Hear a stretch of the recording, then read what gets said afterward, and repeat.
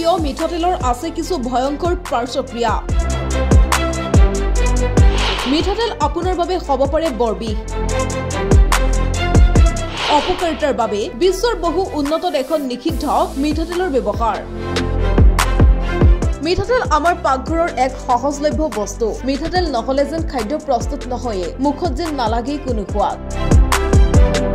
মাছ বা মাংসত অলপমান তেল বেছিকৈ দিলেহে যেন সোৱাদটো বেছি ভাল লগা হয়।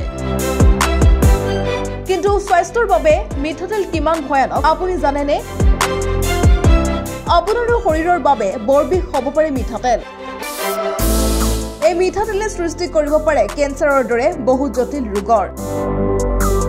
বিকল হৈ পৰিব পাৰে শৰীৰৰ গুৰুত্বপূৰ্ণ অংগ। ভয়ংকৰ অপকাৰিতাৰ বাবে বিশ্বৰ বহু উন্নত দেশত মিঠাতেলৰ ব্যৱহাৰ নিষিদ্ধ হৈ আছে। আমেৰিকাত সম্পূৰ্ণৰূপে নিষিদ্ধ মিঠাতেল। মিঠাতেল কেৱল বাহিৰা কামতহে ব্যৱহাৰ কৰা হয়, খাদ্য বস্তুত নহয়। ভাৰতীয়সকলে শ শ বছৰ ধৰি ব্যৱহাৰ কৰি অহা মিঠাতেল বাৰু কিয় ইমান বিপদজনক? মিঠাতেলৰ বহু ভাল গুণ আছে যদিও বিভিন্ন দেশত মিঠাতেলক নিষিদ্ধ কৰা হৈছে।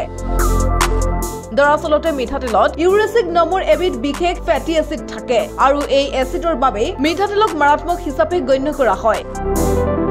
এই এচিডৰ বাবে কেঞ্চাৰ ৰোগ সৃষ্টি কৰিব পৰাৰ দৰে বহু অপকাৰ কৰিব পাৰে মিঠাতেলে। এই সকলো ফলাফল পোৱা গৈছিল এন্দুৰৰ ওপৰত চলোৱা এক পৰীক্ষাত। এই মিঠাতেল শিশু বৃদ্ধসকলৰ বাবেও অতিকৈ বিপদজনক। নিউজ ডেস্ক, প্ৰতিবিম্ব লাইভ।